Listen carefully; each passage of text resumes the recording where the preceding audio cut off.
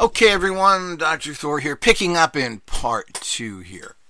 Well, all this is essential for you understanding what's happening with all of this. And of course, Stephen Gibbs is just a minor cog here, but as I said, I published all 8 of his books. I sold his machines for years. I talked to the people who bought them. We made the machines. I know exactly how they were made. I know what went with them originally. Of course, the HDR unit went with a giant magnet, an electromagnet, a big T magnet. You're supposed to place this on your chest, which put out a huge field of electromagnetism. We decided to stop doing that because it actually was very dangerous.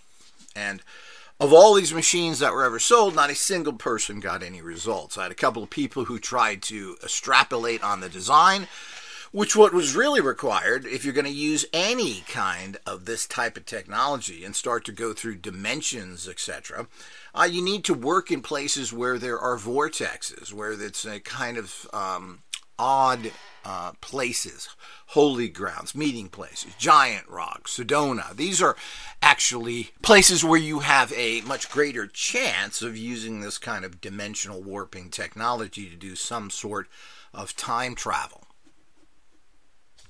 I did a fair amount of experiments myself and tried to do this in common places, in your house, in your yard, etc. Trying to find, by dowsing out using L-rods, places that may have some capacities. But you're generally not going to find this on your property. You got to go to places that are famous for it. And what's interesting is all these places that tend to be famous for sightings and UFOs are all these kind of sacred spots. And these are all great places to do all sorts of different types of rituals. Use your radionic machines, wear psionic hats, do astral projection and remote viewing. And generally, if you're close enough to these places and you spend a lot of time there, you find you can do some pretty amazing stuff because you are able, because you're sitting in this giant vortex, this energy zone, this opening, which is near impossible to create yourself. Now, you try and open up things and balance the energies for positive manifestation in your own reality by particularly using tube 7.8 amplifiers like the one that I sell. Well, this creates kind of an opening for manifesting energies. But it doesn't compare to a giant vortex, which is known to have magical energies there, mystical. You're breaking the dimensions. And, of course, people have met there. Giant Rock in the California desert has been a meeting ground for tribes for hundreds of years. It's a place where UFO people gather, and there's huge amounts of UFO activity in that area, as there is in Sedona. All of Sedona has the same damn thing as well. And there are many things. So when you go to places that are supposed to be these sacred grounds, and particularly if there's a lot of UFO activity there, you've got a unique spot. That means, because we believe, I believe that, of course, that the UFOs are using these areas as part of their interdimensional or travel in general. I believe you can pop through one vortex to another, kind of like a Stargate. And that's why you see these things. And that's how they get past these great distances, because if you look at the universe, it is so big that it is, you can't wrap your head around it. You have absolutely no idea how big the universe is. You can't really comprehend it. So how do they travel these things? Well, it's unlikely that you're doing this in the moronic, fifth way, by going faster and faster and going past the speed of light. You're moving at such a velocity. How do you even stop? Have you ever even thought about that? So the whole idea is that, how do you stop? You're going so fast and you're traveling at these speeds that are incomprehensible. You're out in the middle of nowhere already. You've traveled all these light years away, and where are you? And how do you stop it? How do you be able to control it and slow it down so you get where you're going instead of a billion light years past where you wanted to go? So these are all the things, common sense doesn't get used very much. People don't understand that when you want to apply things, that it really changes. This also is very, very true with time travel. Oh, you just pop somewhere. How do you pop somewhere? So you go to Sedona, to a vortex, and you time travel at that vortex to wherever. Now, we have to assume it's kind of like the time machine movie, that your time machine is going to be where your house was. So of the fact that, so now you're in Sedona, and now you're in 2025. Well, what has happened to the planet by then? Because you're going to be right in the middle of it. If there was some catastrophe, you're going to be in a catastrophe. If you go so far ahead in the future, a place could be totally unlivable. It could not be what it was that it was there. It could be underwater. It could be toxic. You could be in the middle of a nuclear power plant. You don't know what is there in the future or not. So you're doing things in the wilderness, and you assume that haven't changed as much. But how are you going to get from where you're at to there? So you probably got to that vortex in a car. That car ain't going to be there. How are you going to get anywhere?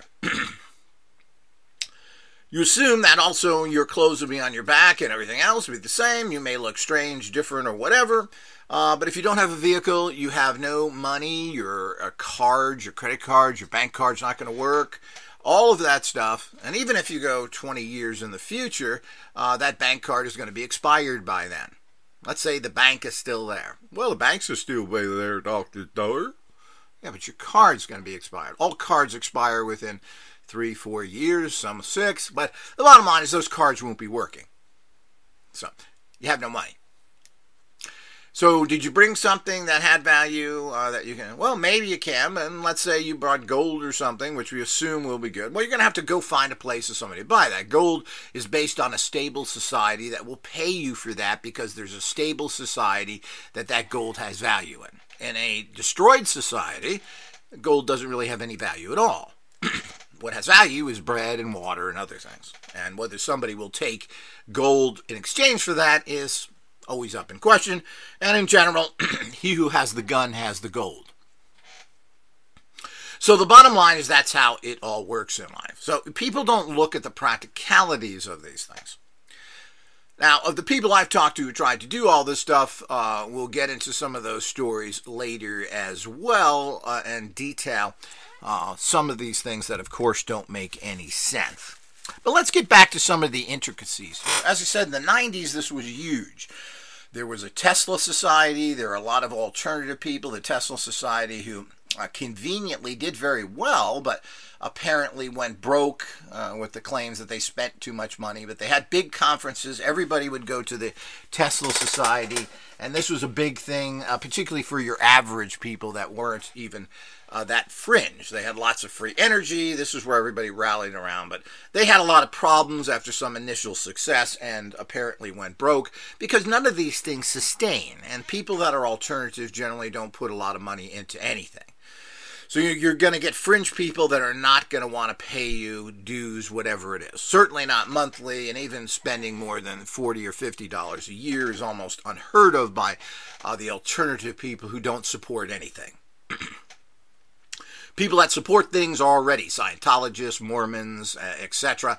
Those organizations get people that are doers and supporters. Nobody else does. That's a fact of life, and people should understand that. So any alternative organization that started, your chances of having a support from a base of people is near impossible.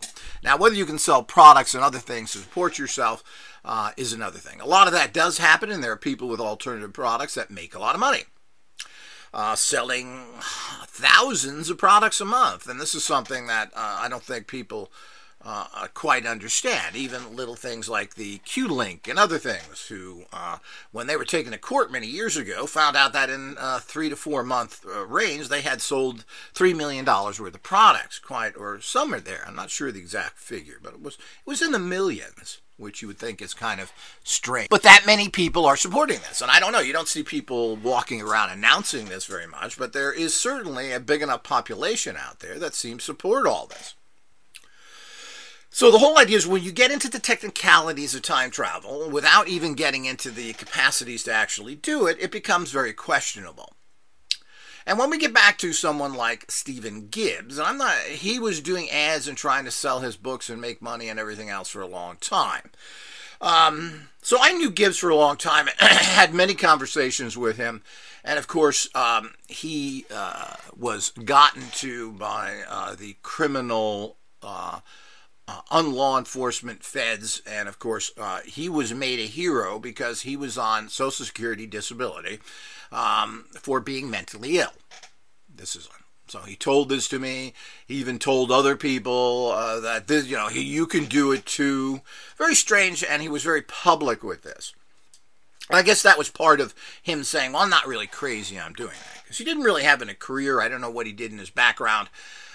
People are stating that at the time of his death, which he lived in Nebraska all of his life, he was working on his farm. Did he make enough money to buy a farm? Well, certainly not from the stuff that he sold, but certainly once he was publicized, he did, and probably made enough money to buy a little farm in Nebraska, which certainly shouldn't be all that expensive. But why did that happen? For a guy that also, when you listen to him and talk to him, sounds like he's kind of semi-retarded. But a guy like this was able to get on the Art Bell show. Art Bell, of course, who was nothing more than a CIA mouthpiece his entire life. His entire show was started by the intelligence agency, and of course the usual group that was involved in that: Russell Targ, General Alexander, Bigelow, the other bought-off rich guy who the government used like a sheep for the buggering. So all of these people, it's the same old people that get involved in this. This is covered very in depth by a woman who worked there, worked for them, and was one of the kind of secretarial type person which they needed, who was also a healer and has her own little extraterrestrial stories. It's in Seer, S-E-E-R-S, I believe. I'm trying to remember her name now. But Seer, and this was a history, 30 years of remote viewing history, and she was directly involved when Art Bell got started off, who was behind it, which was basically the same old culprits that are behind everything. There's the same 5 or 10 people in everything now. Now, all these people are getting very old, and as they die, I'm not sure who's going to take over, but they all have their fingers in it. It's always General Alexander, Russell Targ is soon to be found, and a few other people that are always put into these things because they've all been working for and controlled by the CIA through their entire workings. So these are the kind of people that get Hal Puthoff. I forget the other things. Who's now working with a Blink 52 or whoever it is, who's got their goofball little UFO organization that's done nothing. So you have all these same people involved that are out there doing their thing. And this is wanted to be happening, by the way. They do not stop these people because they want information to kind of get out to the public. They did this with the remote viewing reality because of the fact they wanted remote viewers, because the information they got from remote viewers, at least a fair percentage of it, was astonishingly accurate. But it's hard to send people to their death or even spend a lot of money based on somebody's psychic impressions when this is looked on as being bogus, at least by some people. Some advanced thinking military people who know that you haven't won a war ever in the United States had to figure out some way to kind of get an edge to maybe actually win a war in your over 220-year history. So they were in, and they're just kind of smart. Might not look into everything. That's how I looked at things as well. So General Alexander was always kind of in this with alternative weapons, etc. And they have all this stuff, which, of course, for political reasons, is only used in a very bizarre fashion. Of course, never reported. We've had all these advanced weapons, laser weapons, electromagnetic cannons and stuff. And we've had these things for over 20 years now. And they are in operation particularly on some naval vessels where they have these laser targeted things. And why not? Why use a cannon when you can use a laser, which you can probably direct much better, even though you have to be in a line of sight? And one of the problems, if you shoot a missile off, you could shoot it hundreds of miles away and target it somewhere. You can't do that with a laser very easily if there are things in front of it. What are you supposed to do? Like a bad comic book, you're going to have big giant holes through buildings? I mean, that really doesn't make much sense to me. So you'd have to do something, of course, from the air. even though these lasers are mounted on ships. The Israelis have it and everything else. But the whole idea is that you'd have to do it on airplanes and fly over things. And of course, again, that would make a lot of sense. And probably you would then claim that, put a jet up in that area and shoot some phony missile off and say that it was the missile, pretty much like they do now with UFO sightings. They send up, Air Force send up planes that shoot off flares. So they can say, yeah, we had a training mission in that area and we were shooting flares off. Same old kind of stuff you run into all the time. So these are the kind of things that are very much overlooked. But, there's much more to all this stuff. And as I said, I wouldn't have believed any of this stuff if it didn't happen to me personally. And saw exactly what happened over many years. Now, I've known everybody in this industry either personally or followed them somewhat from the popularity they had at the time. The Tesla Society, Stephen Gibbs, all the people that are involved. One of my original partners in my business at the time was Karl Hans Wealth, the notorious Satanist and controlled criminal. So the whole idea is that all of these people I've known through the years or followed them and found out. There's people that, of course, the Borderland Institute people, had ads running there for many years, had very minor conversations with them, but it was obviously that they were not being honest people, and they certainly didn't follow through on a very unique organization of its type, and we're happy to take my money for ads, but my brief conversations with them showed the kind of frauds they were. All free energy people are coerced and paid off and controlled by the government, which is now connected to huge groups of criminal Satanists who run all the dirty work that goes on in the country. So that's all part of the reality that goes on, and it's just plain and simple a fact. It's hard to prove these things, but if you're involved in it, you well know. If you've been harassed, you well know. And this is an international reality that goes on. But of course, I wouldn't have believed it. You probably don't believe it listening to this. I've lived it. And I've lived it for over 40 years. And I pieced it all together. And these things are still very viable. And the conspiracy of this is far from based within the United States. All over the world. Because there's one giant control factor that all work together through your local criminal police departments everywhere. So, because that's what they do. And that's what they're there for. They do nothing that has any local value except support the individual criminals in their town that they have work for them.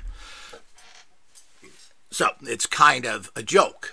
Not kind of, it is. And we all know the connections with it, how the CIA and FBI were working with the Mafia and so many other things. Well, this is nothing new. The Mafia works with the Hells Angels, who they hire to do jobs.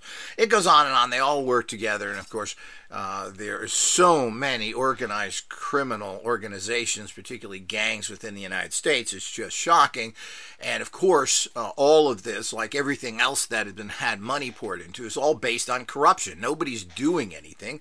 They're making lots and lots of money off of these people, and it's as simple as that.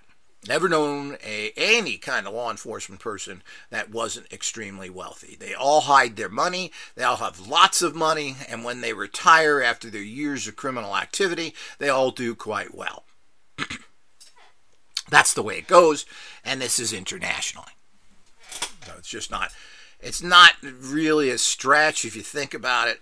And if you live in the delusional reality that there's some organization that is doing any good work, period, well, I think you're just living in an illusion.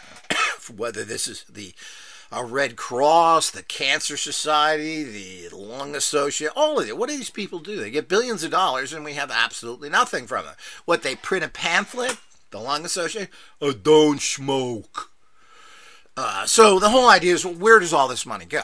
I mean, the Red Cross has a huge group of people at the top that are making $500,000 to millions of dollars working for the Red Cross that they're paid as executives.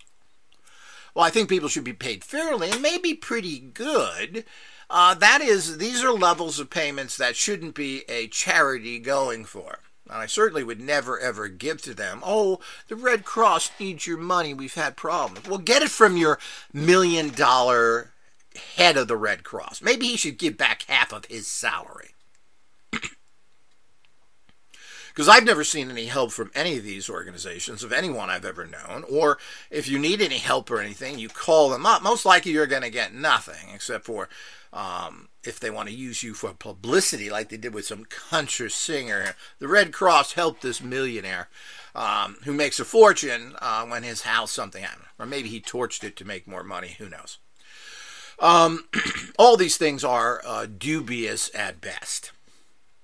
So getting into all these alternative sciences, as I said, I'm one of the few people that have knowledge of a lot of these people, because I did publish thousands of these informational from old magazines, old reports, people who had died and have written books.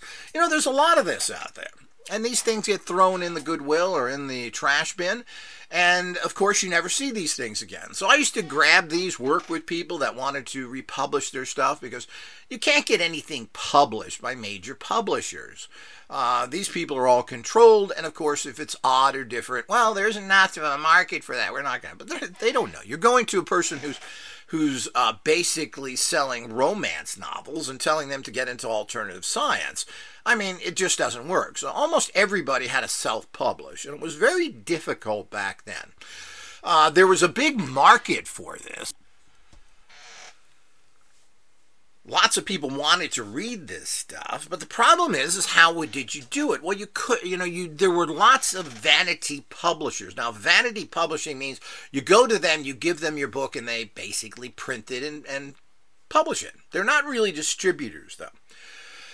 So they would publish it, but they really don't. It was up to you then to put ads in different publications, which are expensive, and try and sell the book yourself. And, thousands of people have been doing this over many years. We now have print on demand from Lulu, Amazon, and several other places where you basically just upload it, and they'll print any book there. They don't care what's in there.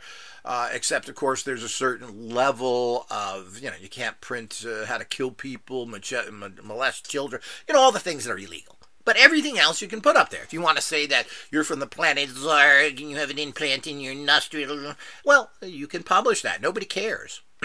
You pay Amazon for those books, and they'll even put it on their website. They don't really care as long as it fits into the decency realities of life. I don't know if you can write outrageous stuff and get it yourself and not put it on there. Yes, you could. But they will do this, and it's remarkably low cost from all these people. You can have hardcovers made. You can have soft covers. You can have calendars. Everything you want is now print on demand, and there's no cost in doing that whatsoever to you personally, which is fantastic. You only pay when you buy the book. And you can sell the book on your own. So this has opened up anybody who has anything to say can publish. And that's very good. I'm a strong believer in that. Because society never changes. Everybody's controlled. It doesn't matter who they are. I'm amazed that some books get published that are fairly tell-all books from the intelligence industries, from organized crime, etc. But there's a lot of money in that, and nobody really cares because nothing's going to happen. Somebody doesn't write a book and then get thrown in prison or anything else. This is pretty rare.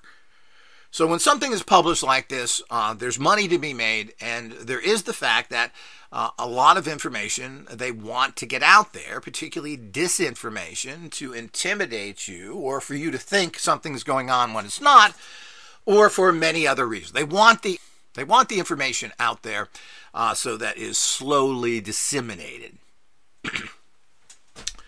Again, this helps people, just like the remote viewing. Everybody that's ever went by the remote viewing military door of that little tiny operation, which went on for 20 years now, has written a book now. And they've all gotten very wealthy from it. Another way of course, ensuring that they shut up as well. So they all made money from it. They got the information out there. They are producing huge amounts of people out there and have discovered some people who are very talented, and it didn't cost them a penny. Matter of fact, people paid to do that. They paid to take these courses, buy the book. And then, of course, there are all these people tend to be teachers giving seminars. And what they're doing is opening the door. Come to me and tell me you're talented and we'll get you connected. This has been further verified by a well-known remote viewing teacher who, one of their students who wrote a book as well, came out and stated how great she was doing, and who now teaches courses herself. And of course, what did her teacher say? Well, you can work for the government. Well, you haven't been with the government for 20 years. Wink, wink, wink. So the whole idea is that, yeah, this is just a recruiting program. And they get paid for it. They're supported. They get on certain shows and everything else. You know, people like Terence McKenna, who was successful because of the fact that they were backed. They got his book published. They got promoted him. They got him into things. Who was basically a nobody criminal. Plain and simple. He stated he worked for the CIA and did all sorts of things. And of course, he had these long 5-hour seminars, and everything came out there, and he admitted to everything he was doing. Maybe to cleanse his evil soul or not, but the point is that this is what these people do. And created this great following, so they would have a mind bender in their organization and someone who would work for them, create drugs, and give them actual help with this, along with his apparently very educated, intelligent brother, who I think was a biologist or something like that, who basically really wrote the book, as there's so many things there, and who is a apparently very highly educated and connected. So the bottom line is that this is the real story, just like Elon Blofeld Musk, why do I call him Monk? Musk, whose brother basically was instrumental in everything that Musk is doing today. He was the one that got in to the finance business and dragged his stupid little brother along who knew nothing. Who, once he got into PayPal, which they bought or merged with, he didn't start it whatsoever, which is what the gossip has been.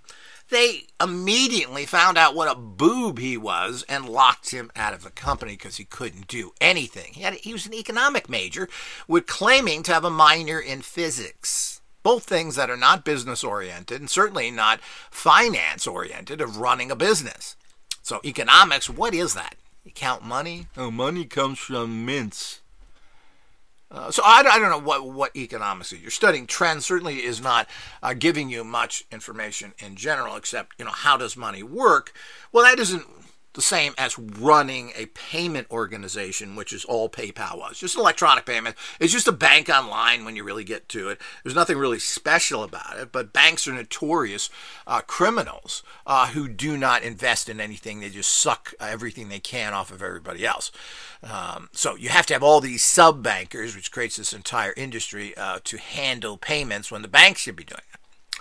But the bottom line is that that's how these things all work. But it's much more profitable for them to go through other people that pay them a lot of money instead of helping you directly. So this is all part of the game that went on and continues to go on to this day with all this nonsense. So when we move into these things, we have to fully understand what's going on. And one of those areas, and as I said, free energy was another big area. Nothing has ever come out of that. There's no free energy motors out there. Supposedly, Bill Jenkins witnessed free energy machines. I think Bill Jenkins was a great guy. I think he was a little gullible. I think that in a lot of ways, nothing really came from that. But, he had to shut up and be quiet. He was under harassment and being watched, etc. And once his major show ended, even though he was offered apparently huge amounts of money to take a national show, turned it down. And apparently he had the personal resources to do that. So, meaning he didn't need the money. So he basically fell into obscurity at a time that Art Bell took over because Bill Jenkins refused to do it because he was too honest, I think. They found some other guy. Of course, the Navy guy, with his Filipino wife, cookie cutter government type people. So the whole idea is that they found him. He was totally and completely put up to this job. And the fact, since he even alludes to the fact that he was working on secret programs in the Navy, etc. So Art Bell is generally just a government plant. And he was pretty stupid. He didn't know much of anything. And when you really talked to him about any issue, he had no background whatsoever in it. So this was new to him. He was a radio operator doing stuff. He never was well read. After doing the show for a while and talking to so many people, he had some basic information. But he never tried to perpetrate anything. I mean, for years he was pushing the Levitron as an anti-gravity machine. You know, when two magnets go against each other and they push each other away and you put it in something to hold them. Yeah, and he used to say how amazing that was. Oh, magnetic fields are amazing. So the whole idea is this type of thing, which certainly wasn't new, and they had magnetic levitating trains and other things that are still in use today. All of these things aren't nothing of it. But he hawked a lot of stuff, made a lot of money, and certainly at that particular, this is the same time that he was extremely popular. I don't know how many, 10, 15 million people a night were listening to him, which is quite amazing, and went on for a while. And then, of course, he claimed to have different problems right up to his new show that he stopped. People threatened him, etc. But, that's life. You're going to get that anytime you're alternative. I'm not sure what that was about because, the government's very fickle, as they've done with so many foreign powers from Iran and the Shah, and they turn on you anytime it suits them and will destroy you. So once your usefulness is over with, they get rid of you. And of course, this happens all the time. So these are the bigger picture to understand, but this was the time that Stephen Gibbs came out. Now, why was he popularized? Well, this was all about destroying and getting rid of my company. That's really what it was about. So they took him, and many others, and all of these people were contacted by these criminal elements, and they were all bought off and lied to, along with other people like Louis Theroux, who went ahead and talked to Gibbs. Why would you go and talk to Gibbs? Well, he tried to totally discredit me after laughing at me, basically, and making lots of money off of me with his goofball little series that he spent over 12 hours with me to get less than 3 minutes, or to say a little over 3 minutes, and wasted my time, and I never got a nickel from it. And certainly his stupid little cable broadcast that he's been rerunning for 40 years now certainly didn't draw any kind of interest or anything else. So there was nothing from that, as the fact that CNN followed up on that, because they're all incestuous organizations, lied to me yet again, telling me that that interview would be on a much more credible show, and they put me next to people talking to frogs. So the whole idea is this is the kind of manipulated criminal activity that you get from the news media. And of course, led by very well-known corrupt people like Louis Theroux, who's been connected to child molesters and everything else, who he personally, on film by the way, who invited Jimmy Savile, one of the knownest criminals, to stay at his home with his 2 children and his Pied Piper wife. This is on film. Hey, you can stay here, Antonio. Oh. Well, Theroux didn't invite me to his London flat, but he made sure that he attacked me fraudulently and went and talked to people that didn't know me, but had to talk to somebody that did know me. So he never did an investigation. He knew nothing about me. He popped into and talked to me by just without any background at all, which is very typical of what the news media did. Showing up looking like the little stooge he is in his Charlie Brown outfit, his goofy little haircut, and his crew of pretty much imbeciles that you drag around.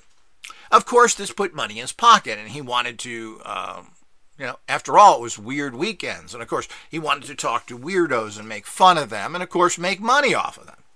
He did this recently with Scientology as well, where he worked with an ex-Scientologist that ultimately he attacked and disgraced because Louis Theroux is all part of the bought-off society, so is it alleged. So the whole idea is that all of this and the fact that there appears to be, and there's alleged connections, his father was an American working as a travel writer. Yeah. What company was that for? The Central Information Association. So, and of course, Mommy was hooked up to the BBC where he got his job. This guy's a mediocre. He's pushed into things. He got jobs in working with other documentary organizations. Well, this is how it works, just like Terence McKenna. They get you in companies. They push you ahead so they have an operative there. I think it's pretty obvious, while, of course, is alleged and unprovable. How do you prove this stuff? It's very hard to prove almost anything. I mean, science really has never proven anything. They really have a bunch of theories. Oh, we have electricity. Do we? We don't understand what electricity is or anything else, really. So we have a bunch of bogus facts or contrived information that we try and tell people are facts. So, I mean, that's how the whole situation with Thoreau came in. But it's interesting that Thoreau would go, while he was trying, he went to UFO people and then started asking about me and my organization. I never worked with them. I had nothing to do with them, nor did I mention anybody. So when everybody said they didn't know me, out of their own personal ignorance, I had full-page ads running in some publications at that time for the organization. Full pages, by the way. Yet they didn't know anything because they're a bunch of goofball UFO people that did nothing but look at dots in the sky. So then he had to go over and talk to Stephen Gibbs, of course, who was in my catalog. I guess somebody gave him a catalog finally because he never knew anything about the organization, what we did, etc. Wasn't interested in that. He wanted to make somebody look like a fool and to make his show, which he has made God knows how many millions off of. So he would go and talk to Stephen Gibbs. Well, this brings us to the end of part 2. We'll pick this up in part 3.